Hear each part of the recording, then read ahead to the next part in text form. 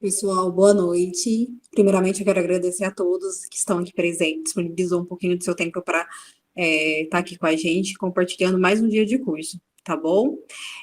Hoje, no nosso terceiro módulo, a gente vai falar um pouco de uso de tecnologias sustentáveis, impactos da falta de saneamento no meio ambiente e na agricultura familiar.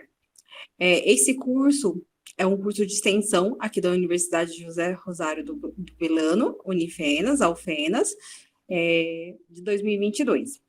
Primeiramente, meu nome é Dalvana de Souza Pereira, eu sou mestranda do curso do programa de pós-graduação em ciência animal, e o nosso curso tem como tema principal o saneamento básico rural, as políticas públicas, a saúde, meio ambiente e o impacto na produção. A organização, ela está baseada com a professora doutora Ligiane Aparecida Florentino e as discentes do 10º período, Letícia Daniele Couras e a Mariana Vieira, do 8º período. Eu quero agradecer também, primeiramente, à Universidade José do Rosário do Velano, pela oportunidade de participação do curso, da elaboração do curso, né? E também a Coordenadoria de Extensão, tendo como frente o professor doutor Rogério Prado e o coordenador do curso de Medicina Veterinária, Pedro Ivo. Mais uma vez, pessoal, a gente vai disponibilizar para vocês o formulário do link para certificação na segunda parte do nosso curso. Quem ainda não preencheu, pode preencher. Quem não preencheu na segunda ou ontem e participou, pode preencher também. Deixa os dados lá para a gente depois certificar. E quando assim que estiver disponível o certificado, a gente vai comunicar vocês via e-mail, tá bom? Bom, nossa primeira palestrante hoje é a Luísa Natalino. A Luísa, ela é engenheira ambiental pela Universidade Federal do Paraná e ela também teve a experiência de intercâmbio na Universidade de Florença, na Itália. Ela trabalhou, desculpa, como analista ambiental na empresa de consultoria ambiental Forte Desenvolvimento Sustentável, com ênfase no acompanhamento ambiental do Programa Habitacional Minha Casa Minha Vida, elaboração de estudos e relatórios requeridos para o licenciamento ambiental de empreendimentos imobiliários e elétricos. Ela também tem experiência em áreas de saneamento descentralizado, saneamento rural, comunidades tradicionais, bacia de evapotranspiração, gestão de resíduos sólidos, licenciamento ambiental e poluição atmosférica. Luísa, seja bem-vinda ao nosso curso, tá bom? Obrigada. Fica à vontade para iniciar, viu? Qualquer dúvida pode chamar a gente aqui. E quem quiser fazer pergunta durante a palestra, fica aberto, tá bom? Qualquer dúvida também pode enviar via chat. E ótima palestra para todos. Obrigada pela apresentação. Então, vamos lá. Então, bom, como já foi apresentada, eu sou a Luísa, sou engenheira ambiental. Atualmente eu trabalho na Prefeitura de Curitiba, como engenheira ambiental mesmo, mas o que eu vou contar aqui é tudo fruto do meu mestrado, que ele começou lá em 2019, mas as consequências dele acontecem até hoje. Então, eu vou falar um pouquinho das tecnologias sociais de saneamento e comunidades tradicionais, mas muito com o foco dessa experiência que eu tive e nesse projeto que eu criei.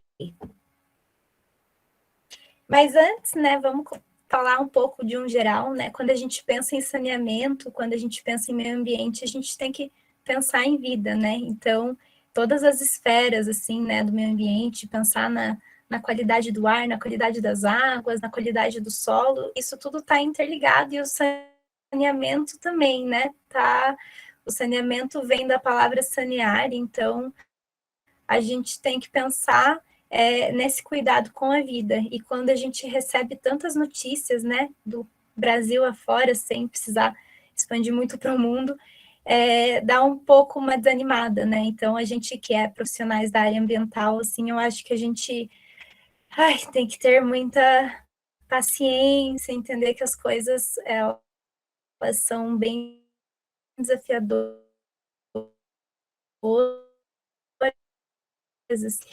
ele é o cuidado com as águas e a promoção à saúde, né?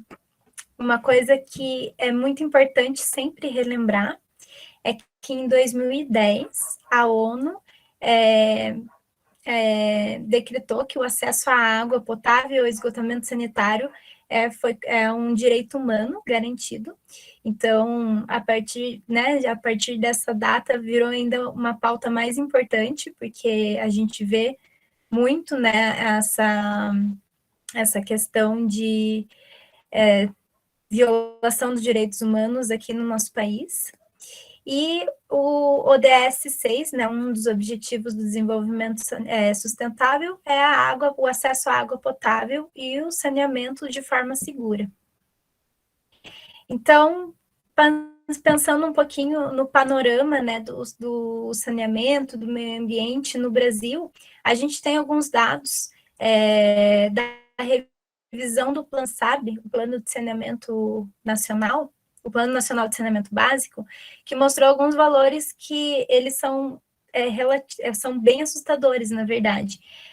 A gente vê que existe um déficit de 42% nos acessos de serviços de abastecimento de água, e esse valor é um valor que às vezes deixa a gente meio confuso, porque a gente vê, o acesso à água no Brasil é lá, perto dos 80%, 90%, mas, na verdade, o acesso de qualidade à água, ele inclui não só a pessoa ter água ali, né, para beber, é ter água de forma segura, né, a água tem que estar limpa, a água não pode ser intermitente, então você tem que ter disponibilidade à água o tempo inteiro, você não pode caminhar longas distâncias para ter acesso a essa água de qualidade, então quando a gente coloca todos esses pontos, a gente chega num valor de que 42% da população brasileira não tem esse acesso.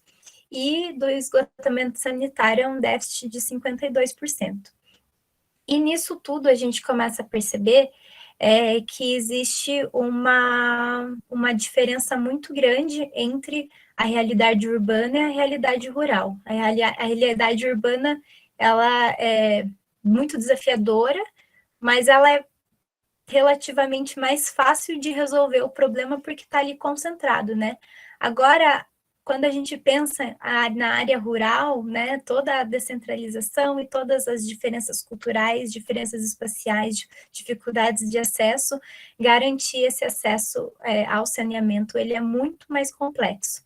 Então, tanto no Plan SAB quanto no Programa Nacional de Saneamento Rural, que é um programa que foi lançado em 2019, que ele faz parte, né, do Plan SAB, foram definidos 3 eixos estratégicos, que são os eixos de gestão de serviços, educação e participação social e o eixo das tecnologias. Então, aqui a gente vai falar de tecnologias sociais, mas quando a gente quer levar o acesso ao saneamento, né, para a área rural, a gente não pode pensar só na tecnologia, a gente tem que pensar no antes, no durante e no depois, né? O antes seria a questão da educação e participação social, tem o momento da implantação da tecnologia, mas também tem a parte da gestão dos serviços para tudo isso funcionar.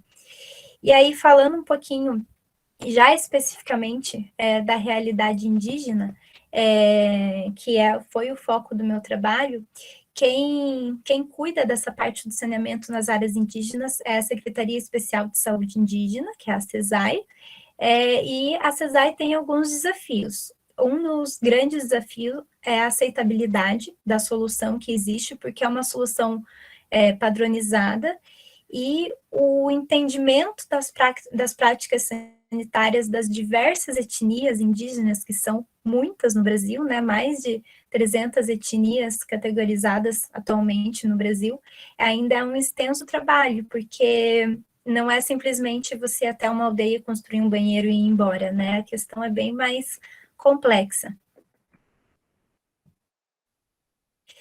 E aí, pensando em tudo isso, eu fiquei pensando assim, né, na época que eu estava fazendo meu mestrado, que era bem mais ou menos esse ano, né, 2019, que os desafios são múltiplos, assim, né? E aí eu li esse relatório da ONU que fez eu entender algumas coisas, assim, né? Esse relatório de 2019 sobre o desenvolvimento dos recursos hídricos, e ele tem esse tema, não deixar ninguém para trás. E quando a gente pensa, né, quem está sendo deixado para trás, a gente entende nas comunidades isoladas, né, as comunidades isoladas urbanas, as comunidades isoladas rurais, que a gente vê que é aí que está a questão do déficit no acesso, né. Aí tem essa informação da Unicef que a cada 10 pessoas sem acesso às práticas adequadas de saneamento, 7 vive nas áreas rurais. E aí, vindo para o Brasil, 8% dos domicílios rurais pesquisados, eles estão conectados à rede coletora, então é um valor muito baixo, e é um valor que faz sentido, porque para também conectar a rede coletora de esgoto, precisa que as comunidades estejam perto, né, da estação, ou perto entre uma e outra, então, realmente a solução, às vezes, não é ir para a rede, sim a solução descentralizada, né. Mas também 13% não possuem nenhum tipo de sistema de tratamento de esgoto, desses 8.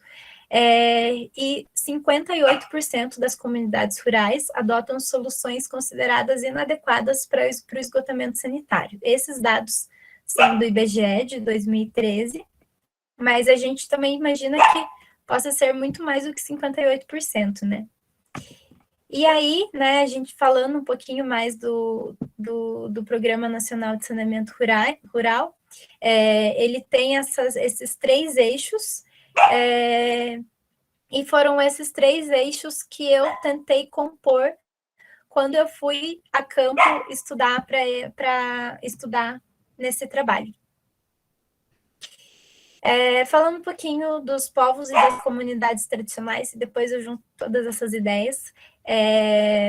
Os povos e as comunidades tradicionais são povos que estão tradicionalmente no meio rural, mas eles também estão presentes no meio urbano, mas o contato deles com a terra é muito forte, então são povos culturalmente diferenciados, eles têm uma própria organização e eles dependem desses territórios, dos recursos naturais, para sua própria existência e reprodução. Então, é uma diversidade muito grande, são mais de 30 povos e comunidades tradicionais cadastrados no Ministério do Meio Ambiente, então pode ser que sejam muito mais, né? E mais de 300 etnias indígenas conhecidas.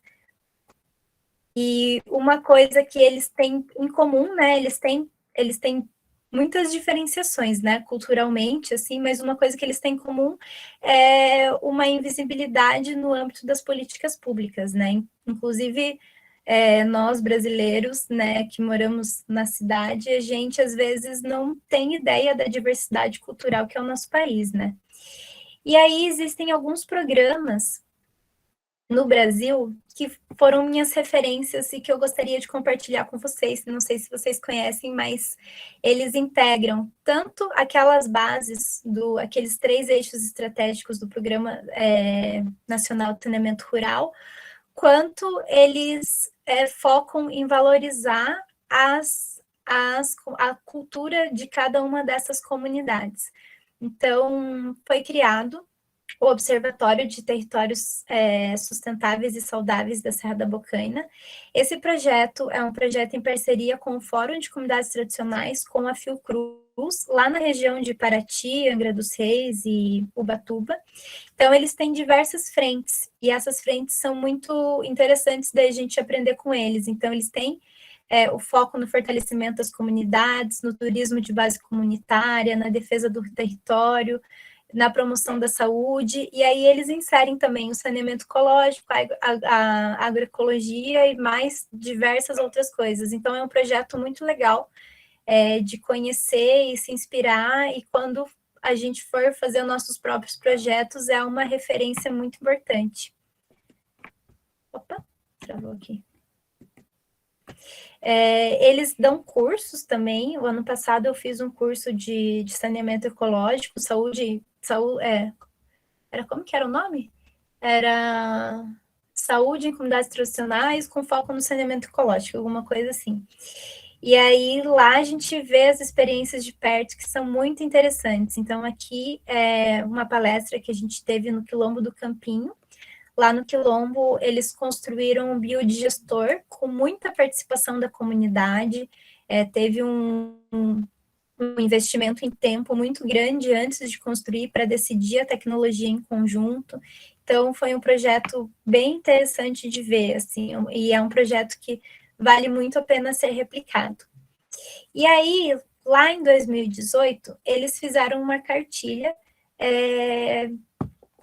chamada Caminhos e Cuidados com as Águas. Então, foi um guia que eles fizeram junto com pesquisadores, mas junto também com os comunitários, com as lideranças, né, das comunidades, para tentar mostrar de forma mais acessível como a gente pode cuidar do saneamento nas nossas comunidades, né? Então, esse processo, ele integra toda aquela parte da educação e participação social, que é a integração da comunidade no processo de decisão ali, né? Do que a gente vai construir, o que é melhor para a comunidade. E aí, eles contam toda uma narrativa, assim, de como a gente vai cuidar do esgoto, o que é o esgoto, quais são as águas, né? Quais são as fontes dentro da nossa casa de esgoto. Então, é bem legal. E aí, já que, né, tem todo esse processo de participação social, quando a gente chega em uma comunidade, a gente pode levar algumas tecnologias, né? Apresentar algumas tecnologias para contar para essa comunidade. E aí, outra referência que eu vou mostrar para vocês é um compilado da Unicamp. Eles fizeram um compilado de várias tecnologias de saneamento. Então, eles fizeram uma separação bem interessante, que eles pegaram tecnologias que não utilizam água, tecnologias para o tratamento das águas cinzas, que são as águas da cozinha, do banheiro, da máquina de lavar, e tecnologias para o tratamento das águas do vaso sanitário. Então, vou mostrar algumas aqui para vocês. Essa é uma tecnologia sem utilização de água, que é o banheiro seco compostável.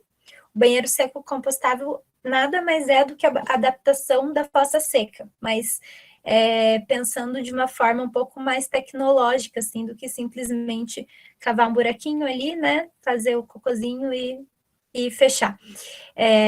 O banheiro seco é uma compostagem, então a matéria orgânica, que é o cocôzinho e o xixi, vai entrar nessa câmara, as pessoas vão jogar a serragem e vai ter todo um cuidado para que esse composto ele vá se formando, para que aumente a temperatura e seja feita a desinfecção. Esse composto vai ter que ficar estocado por basicamente 1 ano depois para finalizar essa desinfecção. Então, é uma tecnologia interessante porque não usa água, né? Então, existem várias regiões do Brasil que têm esse déficit hídrico, né? Então, pode ser que seja uma solução interessante. E ele tem que ser bem monitorado, né? Bem cuidado.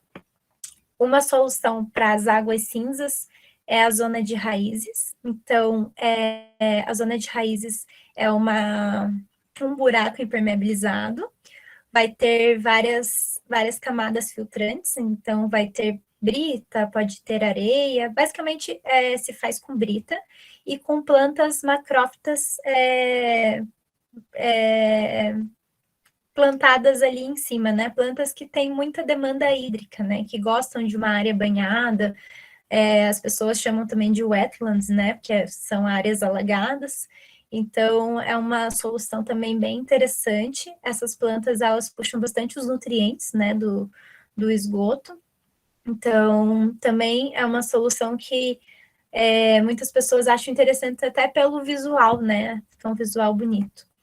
Uma opção mais baratinha de fazer tratamento de águas cinzas é o ciclo de bananeiras. Então, diferente da zona de raízes, que você vai ter a saída da água tratada, pode reaproveitar ela para outras coisas, o círculo de bananeiras é o que a gente chama de um sumidouro. Então, é um sumidouro mais elaborado, assim. Vai ter um buraco para onde vai ser direcionado as águas cinzas, e aí não pode ir água direto de vaso sanitário, é só águas cinzas ou a água após o tratamento. E aí vai ter vários galhos e palha, esses galhos eles vão formar como se fosse uma compostagem ali no meio, e vão formar uma... Como posso explicar? Em volta dos galhos vai formar como se fosse uma película de micro-organismos, que esses micro-organismos vão ajudar na degradação da matéria orgânica. Então, isso é uma das funções, né, dessa palhada, e em volta é plantadas bananeiras, porque as bananeiras têm bastante demanda hídrica, né, então elas vão puxar aquela área para não deixar uma área alagada, vão puxar os nutrientes também do esgoto. Uma opção para tratamento de águas de vaso sanitário, né, as águas escuras, é a bacia de evapotranspiração, que foi o objeto do meu estudo. Então, a bacia de evapotranspiração é um tratamento bem completinho, assim. O esgoto, o efluente, entra numa câmara de pneus. Essa câmara de pneus tem a função como se fosse da fossa séptica. Então, os sólidos que estão ali no esgoto, eles vão decantando e a matéria orgânica vai sendo consumida ali embaixo. Então, ali é um ambiente sem oxigênio, vai formar vários gases que vão sair pelos tubos de inspeção, assim, que vão ter que estar vão ter que estar furadinhos, assim, para ter essa passagem de gases. E depois esse esgoto ele vai extravasar para as camadas filtrantes. Então, vai ter uma camada de entulho, uma camada de brita, uma camada de areia e uma camada de solo. Essas camadas vão ajudar nessa degradação tanto da matéria orgânica quanto da turbidez, diminuir os sólidos, e vai ter ali em cima uma zona de raízes com bananeiras e outras plantas que vão ajudar na remoção dos nutrientes. Nesse sistema, nesse e quase nenhum sistema de descentralizado de saneamento rural não tem um tratamento específico para patógenos, mas os patógenos, eles ficam concentrados sempre sempre não, né? Grande parte deles fica concentrado junto com os sólidos. Vai sair uma quantidade menor, né, com a água tratada, mas ele vai ficar ali concentrado nos sólidos. E essa água que vai sair daqui, ela pode ser destinada a um pós-tratamento, pode ir para uma vala de infiltração, o importante é que ela não fique em contato com as pessoas. E esse é o principal desafio do saneamento rural, né, que é a promoção de saúde. Então, é fazer com que os patógenos sejam máximo tratados ali, mas que ele, quando for sair na água tratada, seja encaminhado para o solo, seja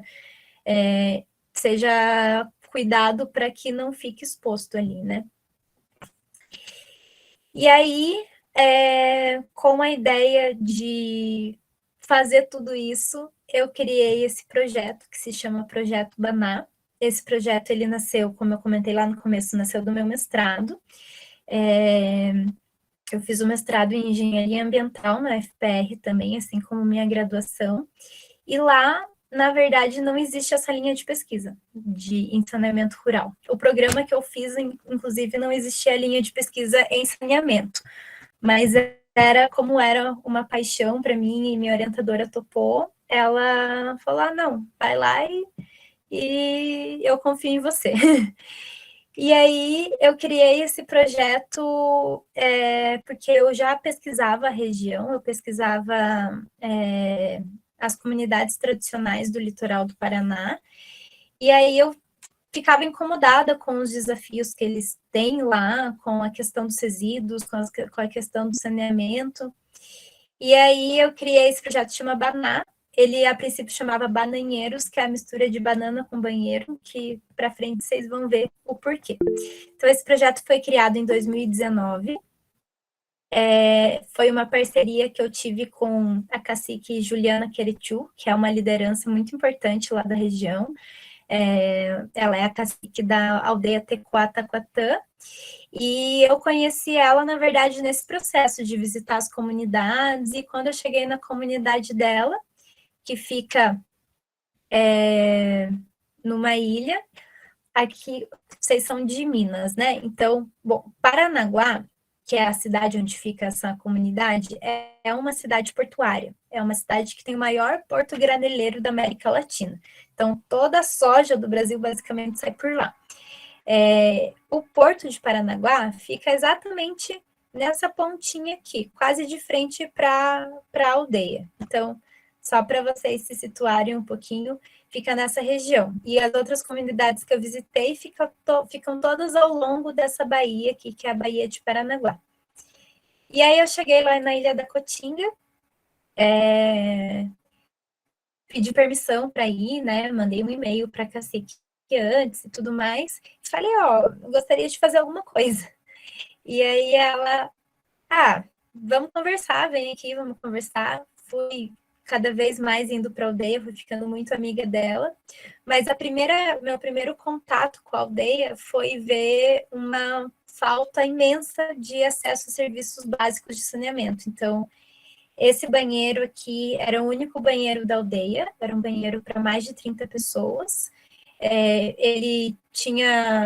Era um banheiro antigo que foi implantado pela Funasa, quando a Funasa ainda era responsável pelo saneamento em aldeias indígenas. Era aldeia, um banheiro que tinha ali água, tinha uma privadinha, mas era essa situação e era um só, né, para bastante gente.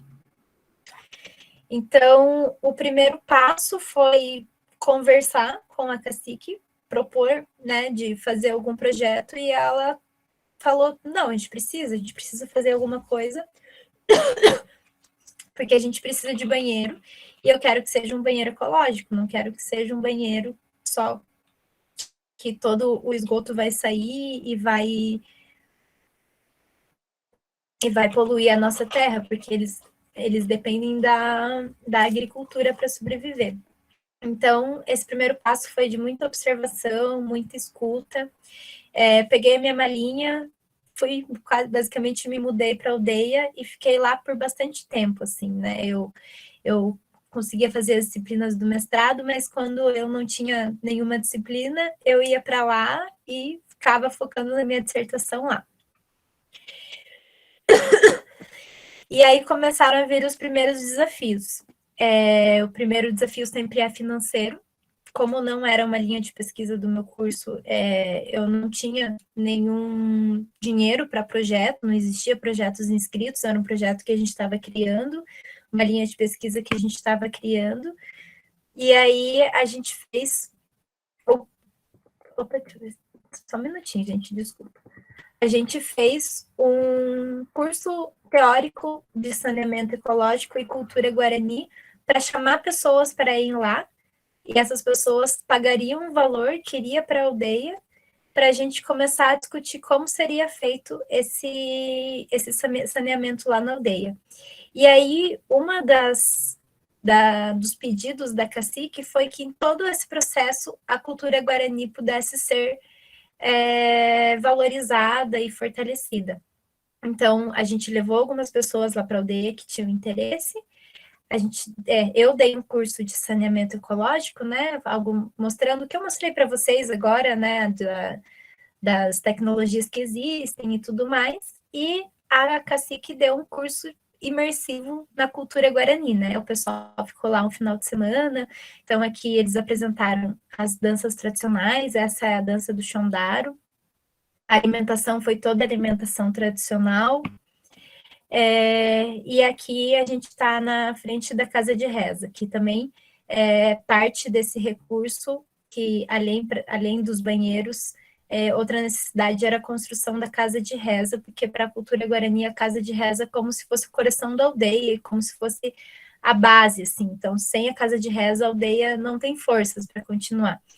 Então, a gente tentou envolver tudo isso num bolo só.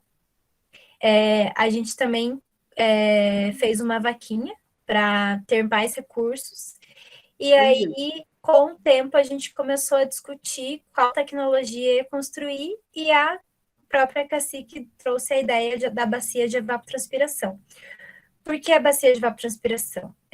Primeiro, porque ela pode ser dimensionada para que seja um sistema fechado, então que todo o esgoto que vai entrar lá saia só pela evapotranspiração das bananeiras, Então, esse esgoto não sairia para a terra, e a terra é algo muito sagrado para os guaranis. Outro motivo é porque ela é muito bonita. Ela falou, eu acho ela muito bonita, então quero uma coisa bem bonita. E Bonito. também os motivos técnicos, que ela tem uma eficiência muito boa e tudo mais. Então, a gente começou a construir. Como fica numa ilha, a gente teve que fazer tudo à mão, né? Então, aí começou nossas primeiras dificuldades. O transporte de materiais foi tudo um barco. A gente dependia do horário da maré, então a gente andou com muito material no mangue. Foi um desafio imenso, assim. A gente construiu a camada impermeabilizada, e aí a gente fez outro curso prático em saneamento para finalizar a construção da bacia de evapotranspiração e também para arrecadar recursos para os gastos que a gente estava tendo. Junto com a construção da bacia de evapotranspiração, a gente sempre fazia alguma coisa relacionada à cultura guarani, e a gente fez um curso de bioconstrução. Aconteceu alguma coisa? Oi, Luísa. A Oi. Amanda quer perguntar. Ela levantou a mão aí. É que eu não enxergo nada, desculpa, eu vejo só a minha tela aqui. Sim, sim. Posso deixar as Amanda, perguntas para o final? Ô, pode. Luísa, Oi. é só um adentro. Eu sou assessora da vereadora Tani Rose e a Tani está como coordenadora nacional indígena. Uhum. Esse projeto eu achei muito bacana. Você conseguiu fazer só nessa aldeia ou foi feito em mais aldeias? É só isso que eu queria colocar. Não, é só nessa, só nessa. Não, é porque eu achei bacana. Eu já conto os Não, é só isso. motivos depois do porquê só nessa. Ah, então tá bom. Tá bom? Tá bom, é só isso mesmo. Tá. E desculpa, eu consigo enxergar só a minha apresentação, gente. Eu não vejo nem vocês nesse momento. Então, quando eu terminar, daí eu consigo ver vocês, tá bom? Tá bom. Mas já tô terminando. Tá. Bom, mas enfim, a gente fez também um curso de bioconstrução para finalizar a casa de reza. E aqui estão todas as pessoas que participaram. Esse curso aconteceu dia 14 e 15 de março de 2020. Então, né, o que veio nessa semana? A pandemia. Então, foi o último momento que a gente conseguiu ter um contato com bastante gente. E depois disso, fechou tudo, eu não podia ir mais para a aldeia, e foi tudo muito difícil, assim. E a bacia de evapotranspiração, ela não foi finalizada. A gente fez as camadas da caliça, fez as camadas de brita e colocou a camada de areia. Faltava ainda colocar a camada de solo e plantar as bananeiras. Então, a própria aldeia se reuniu e finalizou a bacia, e ela ficou desse jeitinho assim, bem bonitinha, né? Essa senhora aqui é a anciã da aldeia, e foi fundamental essa participação deles, senão a gente não teria conseguido, né, com todas as restrições da pandemia.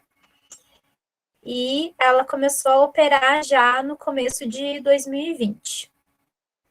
Aí, em tempos de pandemia, a gente cancelou basicamente todos os projetos, ficou 2020 inteiro sem ir lá, eu fazer o monitoramento com eles à distância, assim. E na metade de 2021 a gente foi retomando aos poucos, sem voluntários, né, sem muita gente. E a gente começou a fazer o plantio na aldeia, plantio de árvores nativas, para começar a trazer essa ideia de fortalecer a comunidade, né? Então, é uma área que tem uma região que foi devastada, porque foi uma área que foi considerada uma terra indígena, se eu não me engano, só na década de 90, então ela tinha uma área devastada, então a gente também tem esse projeto de recuperação, né, dessa área com árvores nativas, árvores frutíferas, e a partir daí as demandas da aldeia, elas sempre estão dentro do nosso projeto, assim, independente se é na área de saneamento, se é né, mesmo que não seja na área de meio ambiente diretamente, está tudo envolvido, né? Só que os desafios de saneamento ainda continuam. E aí eu comecei a pensar como continuar esse projeto, né? Esse projeto é uma iniciativa socioambiental que saiu de uma estudante, né? Eu não tenho CNPJ, eu não tinha condições de criar uma ONG, uma empresa, né, para continuar e conseguir viver desse projeto, né? E aí eu comecei a pensar, o que foi o mais difícil de tudo? O mais difícil de tudo foi a falta de mão de obra, na verdade, porque eu mostrei ali as fotinhos, né, da gente carregando tijolo, carregando brita, carregando um monte de coisa. Todo esse processo de carregamento de materiais levou basicamente 3 meses, assim. Então, foi um negócio muito longo para conseguir chegar no resultado que a gente chegou. E qual que é o desafio disso tudo, né? Quando a gente pensa no desafio, o desafio é chegar na promoção à saúde da comunidade. E aí eu comecei a pensar, bom, será que vale a pena a gente fazer um sistema de tratamento tão difícil, né, como é a bacia de evapotranspiração, por mais que ela seja uma tecnologia muito interessante? Será que para a gente continuar, conseguir construir outros banheiros, outros sistemas, vai ter que ser, né, a partir disso? E aí, ainda na pandemia, eu resolvi começar a estudar mais ainda e fazer parcerias com a universidade que eu estudei. Eu já tinha finalizado o meu mestrado, mas comecei a fazer parcerias com a universidade e com a sociedade aqui da região onde eu moro, né? Eu moro em Curitiba mesmo. E aí, com esses cursos, começaram a surgir demandas de construir bacias de evapotranspiração em residências, né, não necessariamente em comunidades tradicionais, e eu comecei a topar para ter a experiência, né? Então, eu construí essa bacia de evapotranspiração numa casa, numa residência, numa área rural aqui na região metropolitana, e propus de estudar ela com a Universidade Federal. Então, esse moço aqui, ele foi meu orientando de TCC, eu fui co-orientadora dele, e a gente começou a estudar, entender o funcionamento dela. Também continuei com o fortalecimento e a parceria com a comunidade, então comecei a organizar mutirões que não necessariamente tinham relação com o saneamento ecológico, mas que eram demandas da comunidade. Então, esse aqui é um mutirão para construir a grande casa de reza da aldeia. Então, para ter os grandes eventos da cultura guarani, a gente começou a construir essa casa de reza. E aí eu tive a ideia de começar uma capacitação / voluntariado, porque eu não dei conta sozinha, então, vocês me perguntaram se eu fiz em mais aldeias, eu não tive, não dei conta de fazer isso, nem de fazer o segundo banheiro, porque foram muitos desafios, assim. Então, expandir para outra aldeia pode ser que seja uma meta ainda para o futuro, né? Mas, a princípio, o que eu pensei é em transformar o meu projeto, que era um projeto de execução, a princípio, em um projeto de educação, para passar toda a experiência que eu tive, né, com esse processo lá na aldeia, para que outras pessoas se interessem, outros estudantes se interessem. E aí eu fiz essa capacitação no formato de banco de tempo. Eu não sei se vocês já ouviram falar no banco do tempo, mas o banco do tempo é o seguinte: eu dou 1 hora para você e você me doa 1 hora. Então, eu estou fazendo um curso que não envolve dinheiro, envolve só o tempo. Então, eu faço ali uma vez a cada 15 dias uma capacitação de 4 horas, falando bastante sobre as técnicas de saneamento, falando coisas bem, né, falando de matemática, química, tudo que envolve o saneamento, falando também das comunidades tradicionais, de como a gente chega numa comunidade, como que a gente se comporta. Então, um curso bem voltado ao saneamento em comunidades, e em troca essas pessoas vão me dar ali 4 horas me ajudando no projeto. Então, eu estou com 30 voluntários agora, então é um número bem alto, assim, e a gente está discutindo em conjunto, além deles me darem as horas deles, né, como voluntários, eu tenho 30 cabecinhas para pensar junto comigo. Então, a gente está discutindo em conjunto e a gente está voltando lá para o começo, a gente está nas discussões. Tá, vamos lá, a gente quer tratar o esgoto, mas o que é o esgoto? O esgoto é água, o esgoto é sólidos, matéria orgânica, nutrientes e patógenos. como que trata cada uma dessas coisas? Ao invés de a gente pensar em tecnologias já consolidadas e fechadas, que são aquelas que eu apresentei, né? Não são exatamente consolidadas, mas já conhecidas, né? Que, né, a bacia de evapotranspiração, o círculo de bananeiras, a gente pensa, tá, o que a bacia de evapotranspiração faz? Aí a gente pensa, como eu falei lá no começo, a parte lá de baixo dos pneus se comporta como se fosse uma fossa.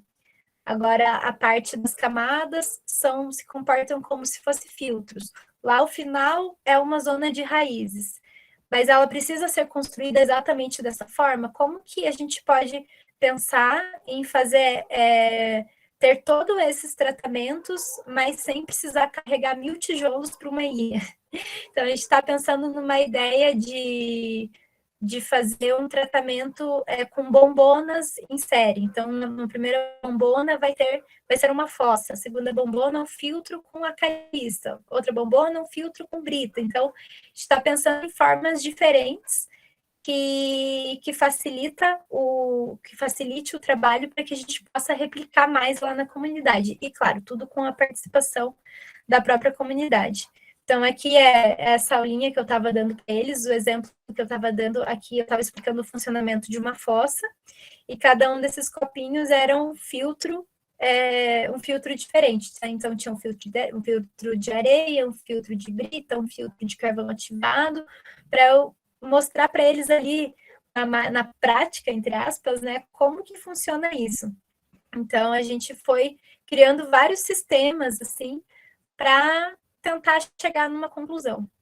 E aí, os próximos passos é eu levar eles lá para a aldeia, isso vai acontecer esse fim de semana, para eles olharem o terreno, conhecerem toda a aldeia, entenderem o caminho das águas lá da aldeia, saber onde está a nascente, para onde está indo o esgoto, quais são as dificuldades, para a gente ir pensando junto. Então, é um projeto assim que a gente nunca vai encontrar uma solução, a gente sempre vai encontrar muitos desafios e a discussão, o entendimento do que o tempo ele é outro lá dentro da aldeia, eles vão estar sempre presentes. E é isso. Esse é o Insta do meu projeto, para quem quiser seguir.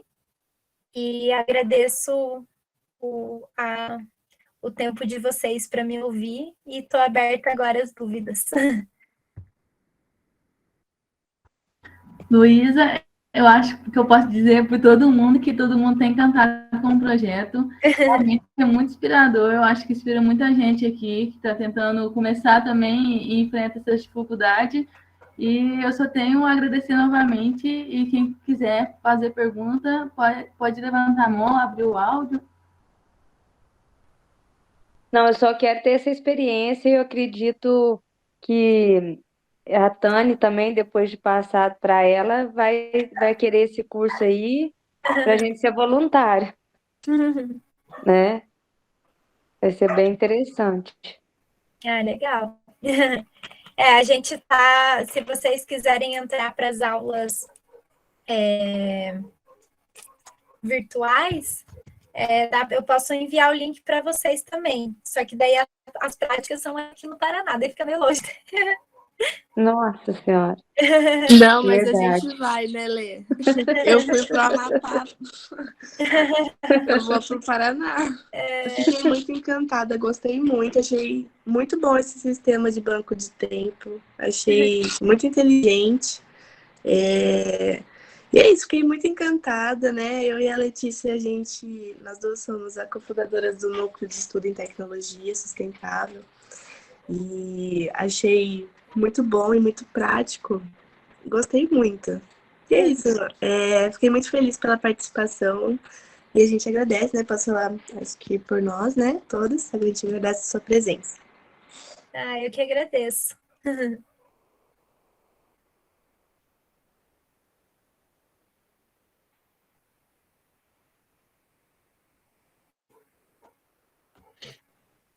Luísa, eu gostaria que você falasse um pouco mais sobre esse programa que você falou do banco de tempo. Eu fiquei muito interessada, eu nunca tinha ouvido falar. Então, eu não conheço ele tão bem, mas eu conheci essa ideia quando eu fui fazer um curso de permacultura, com a ideia da gente valorizar mais o que a gente tem, assim. Então, atualmente tudo tem que passar por um valor monetário, né? Pelo dinheiro. Então, tudo eu poderia cobrar esse curso com dinheiro para usar esse dinheiro para construir as coisas, mas eu preferi pensar no qual foi o meu maior desafio, foi a falta de pessoas para ajudar. E aí eu pensei, tá, o tempo das pessoas é algo muito valoroso hoje em dia, né? Então, e o meu também, de todo mundo é. Então, eu peguei o meu tempo para montar esse curso para dar para as pessoas, e aí as pessoas trocam o tempo delas por isso. E eu vi em algumas cidades já, aqui em Curitiba, eu vi acontecendo, não sei se foi para frente, eu sei que em Floripa isso acontece bastante. As pessoas oferecem, por exemplo, eu ofereço 1 hora de matemática, de aula de matemática, e aí eu coloco que eu dei uma hora de matemática numa planilha lá. E aí eu posso fazer 1 hora de qualquer uma das aulas que as pessoas estão ofertando. Então, alguém está ofertando uma hora de yoga, eu posso ir lá e fazer essa 1 hora de yoga, sabe? Mais ou menos isso.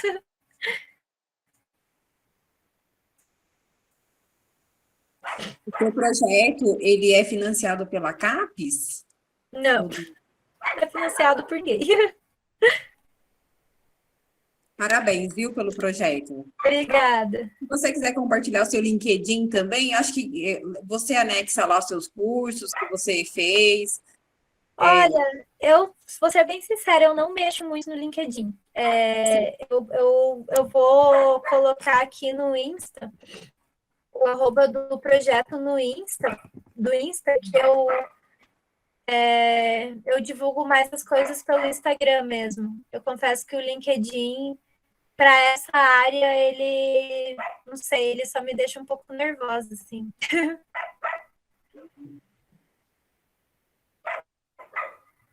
Não sei, Pessoal, desculpa, pode falar. eu não sei se foi ali o arroba, acho que foi, né? O Bruno levantou a mão. Bruno, se você quiser abrir seu áudio, fica à vontade. Gostaria de, primeiro, né, parabenizar a Luísa aí, também, assim como vocês já falaram com nós, estou encantado aí com o projeto. Então, primeiramente, parabéns aí, também pela apresentação, foi excelente. E eu queria aproveitar a oportunidade porque está me fazendo até refletir um pouco aqui que todo esse desafio você teve antes de ingressar na Prefeitura de Curitiba. Isso. É isso? Isso. E, por acaso, na Prefeitura de Curitiba, você já se deparou com alguns desafios que existem na zona rural, apesar de aí ser uma metrópole, uma cidade grande, mas existe esse desafio também na Prefeitura daí? Existe. Em relação a saneamento, eu não sei te dizer, porque eu não trabalho com saneamento na prefeitura. Na prefeitura, quer dizer, é saneamento, né? Eu trabalho com resíduos sólidos. E, embora Curitiba seja uma cidade que é considerada 100%... Eu acho que o áudio dela travou. Oi, Luísa. Oi, acho que caiu a internet, desculpa.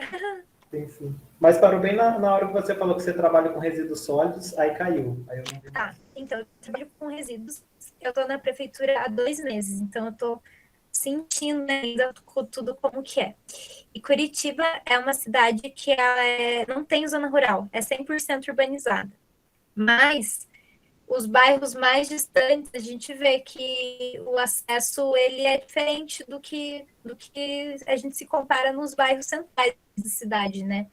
Então, isso eu vejo direto, tanto que eu estou trabalhando agora principalmente com os bairros do sul da cidade, que é essa região que está bem afastada das zonas conhecidas de Curitiba, né? E lá é um desafio muito grande, principalmente nessa parte do envolvimento do contato com a população, porque é uma população historicamente já marginalizada, é, existe muita dificuldade no diálogo por motivos que eles têm razão. Faltou acesso por muito tempo de várias coisas para eles, e a gente acabou de sair de pandemia, as dificuldades econômicas muito grandes, e aí a gente vai lá falar de resíduos e pedir para as pessoas reciclarem, assim, tipo, dá para entender porque as pessoas ficam com raiva, porque as necessidades são mais básicas do que isso, assim, sabe? Então, é um desafio que eu estou conhecendo ainda, mas que eu vejo muito presente, assim, acho que em qualquer lugar do Brasil, porque a gente vive num país muito desigual, né? Então, a gente tem a desigualdade, vai ter essa falta de acesso. Ah, sim, entendi. Mas não tá jóia. Se eu estou há 2 meses, eu estou há 3 meses aqui na prefeitura também, no caso aqui de Ah, Varginha. é? Sim, sim, eu também estou começando a conhecer os desafios aqui, mas tá É, jóia. é. Mas aqui, a questão aqui é mais que existe uma boa porcentagem de população na zona rural, apesar de não ser tanto assim, né? Mas aqui, sul de Minas, é uma região que tem ainda o setor rural muito forte, né? E Aham, no caso aqui de Varginha, que é o município onde eu estou residindo agora, aham. aqui é um dos poucos municípios no Brasil que se realiza coleta de resíduos sólidos no meio rural. Até eu não sei se é padrão, porque muitas vezes a taxa de coleta de resíduos está embutida no IPTU. Aham. Como no meio rural não tem um IPTU, e acaba que fica nessa, né? Os municípios não são, entre aspas, obrigados a fazer a coleta no meio rural. Sim, sim. E isso, de certa forma, não deixa de marginalizar, né, a população rural. E aqui, para você ver que muitas vezes é feita a coleta, mas ainda assim é comum o pessoal ligar na prefeitura reclamando que já faz um mês que não coleta, não sei o quê. Tem um problema de cidades vizinhas, né, sabendo o que realiza a coleta, olha só o nível do problema. Vem descartar o lixo aqui, na zona rural daqui. Então, assim, é uma coisa surreal. É um problema em cima de outro problema, né? Aham. Então, e outra coisa que acontece muito aqui, eu cheguei a citar antes de ontem, acho que foi com o Wilson, foi a questão do chacreamento, que é uma coisa transitória entre rural e urbano. É como assim, uma pessoa que tem lá umas terras na zona rural, ela divide em glebas menores do que um modo rural, que é o mínimo que poderia ter, no caso daqui é 20 mil metros quadrados, né? Acho que 2 hectares. E aí, simplesmente, nasce um bairro ali totalmente desordenado. Aham. E uma das coisas que é obrigado a ter é justamente essa questão da fossa séptica, ou biodigestor, muitos se instalam o TEVAP, que tem todo um projeto aqui com a Emater também, né? Mas aí, você apresentando esse projeto, deu até uma luz aqui, tem algumas inspirações aqui para ver que pode, como é que pode agregar aqui também no município. Ah, legal. Não sei se você conhece esse livro da Unicamp, que o nome dele é Tratamento de Esgoto em Comunidades Isoladas, alguma coisa assim. Eles dão várias opções de tecnologia, eles têm um material bem completo, é bem legal. Talvez esse livro possa te ajudar bastante, assim, para pensar, né, em várias opções. Como é que eu digo? Vou escrever aqui não. Deixa eu pegar o link dele aqui, que daí eu já mando para vocês. Ah, tá, João. Muito obrigado. Mais fácil. Tá, João. Agradeço. Acho que tem mais gente na fila aí também, gostaria de perguntar. Muito obrigado, viu, Luiz? Imagina, eu que agradeço. Obrigada por compartilhar a sua experiência também.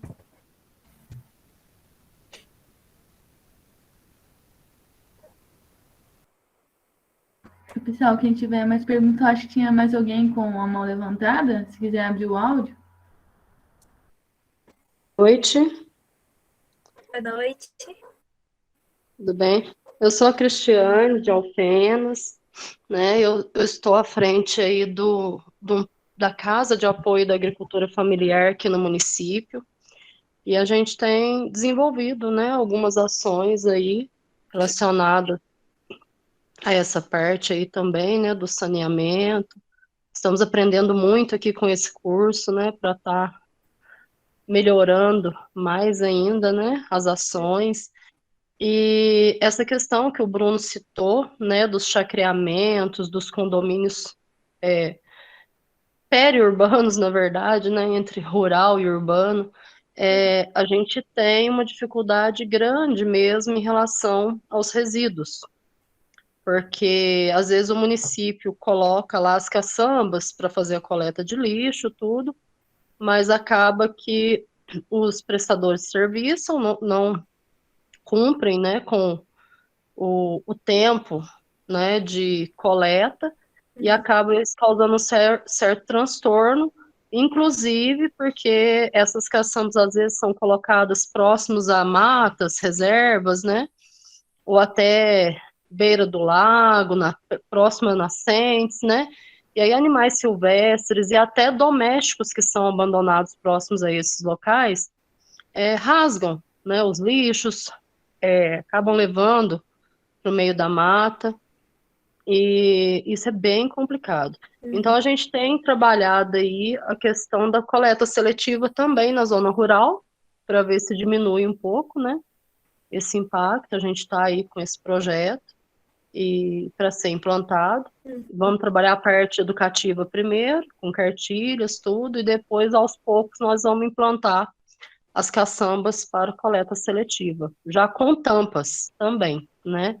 Que a preocupação nossa é essa. Às vezes as caçambas abertas traz muito transtorno também, né?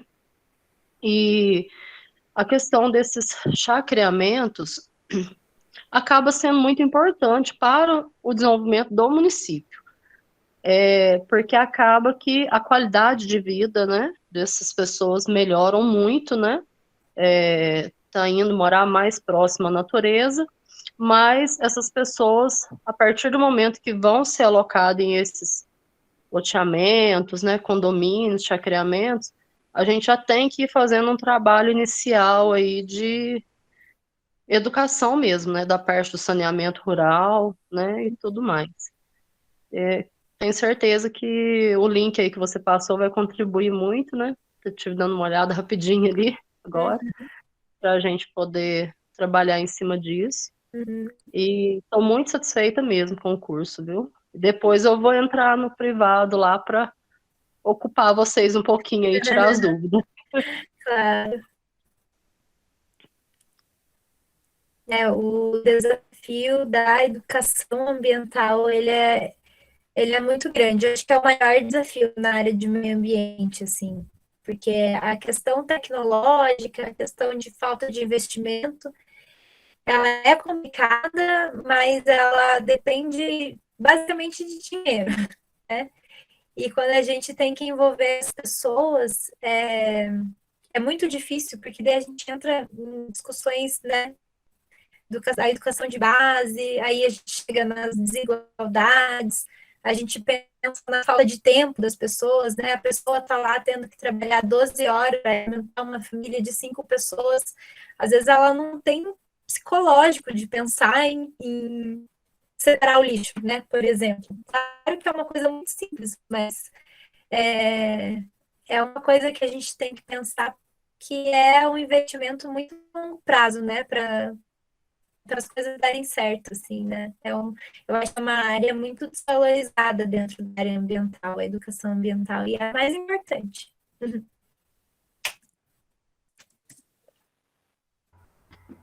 Luiz, então, mais uma vez, obrigado por ter aceitado o nosso convite. E a gente aprendeu bastante hoje, foi uma inspiração. Então, só agradecer.